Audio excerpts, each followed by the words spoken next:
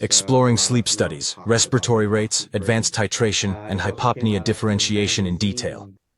Let's talk about respiratory rate and effort. Now, normal adults 12 to 20 or 12 to 24, depending on the book that you're reading. But typically, when you are recording sleep studies, should you expect 20?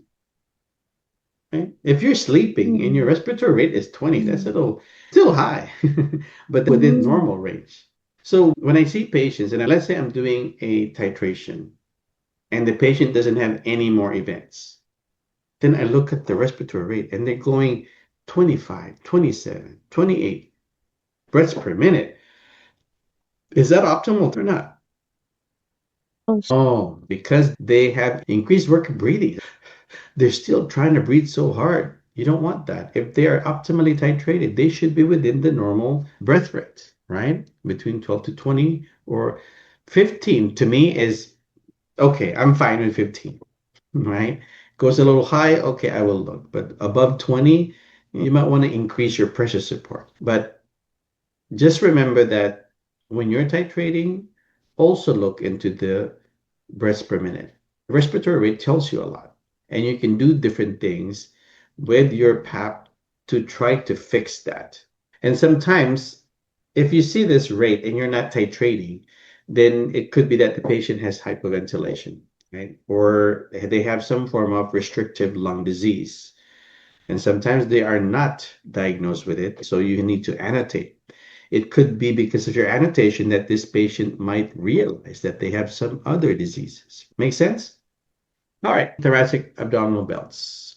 So we monitor respiratory channels, both, right? Why do we put both belts? Why not just one? We can monitor if the patient paradoxical breathing.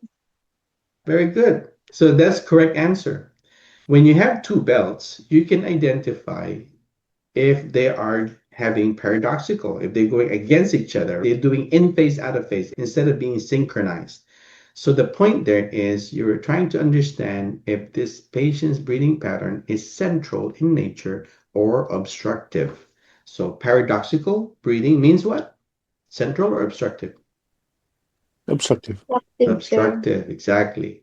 So that's why we use two belts. And there's also more discussion that I've seen on forums in literatures about calling in whether the patient is having central or obstructive hypopnea, because it's been practiced for sleep medicine for so many decades now that we always identify hypopneas as Obstructive.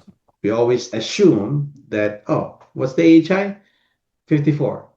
Okay, obstructive, the apnea is 15 and the rest are hypopneas. Oh, okay, but it's not true. What if that hypopnea is central in nature? So is this patient still an obstructed patient or a central patient? And if this is a central apnea patient, you will address this patient differently.